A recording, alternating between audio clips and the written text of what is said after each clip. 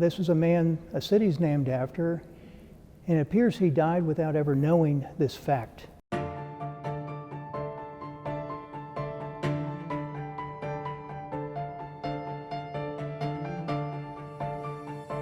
Roswell Junction, Georgia is the name of Chamblee before it was named that. There was a problem with the post office delivering a lot of mail to Roswell Junction, Georgia, and 10 miles up the track was Roswell, Georgia. That's why they wanted to rename it. So they had a petition. If you went to the post office in the junction here, which was inside what is now the Southbound Restaurant.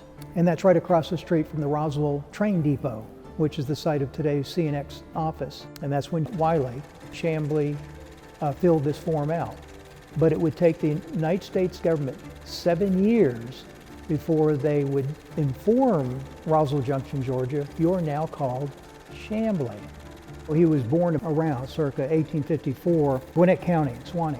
His spouse at that time is Roberta Chamblee, and his occupation was a wood chopper. So he cut wood, and this is where he got the job with the Roswell Railroad. And the reason he was working for the railroad, he was a fireman. That means he kept the engine stoked with the coal.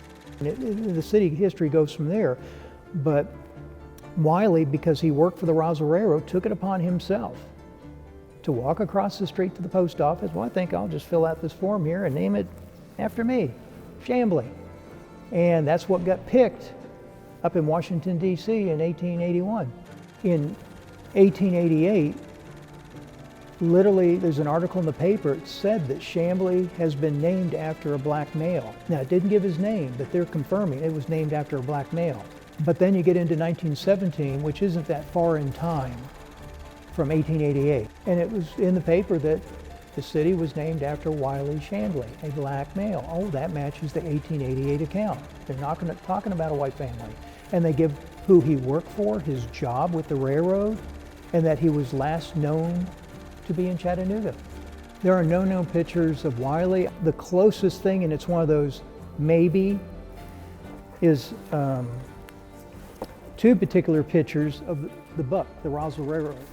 Now this is the engine Wylie would work on.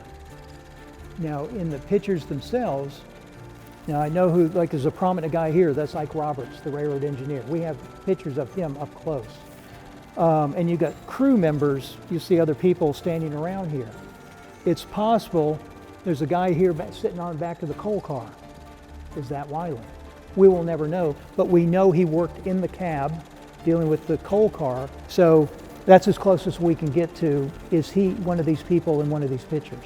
He eventually left here and went to work for the Georgia Union Pacific Railroad as a porter, and then he would eventually leave that work and go to Tennessee, Chattanooga, and worked in a clothing factory where he would die in 1910 of natural causes, buried up there in a potter's field, because evidently his family didn't have the money to have a formal burial at a recognized cemetery. What I didn't realize, I went from one mystery to a major mystery in the city of Chattanooga, as I was told by city officials.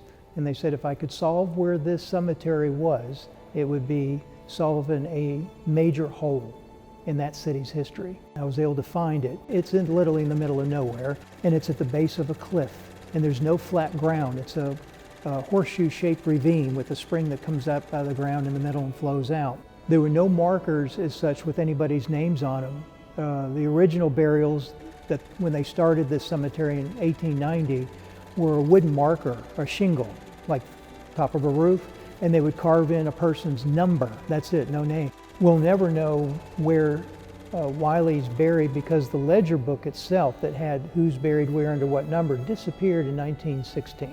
Literally, it was forgotten and abandoned.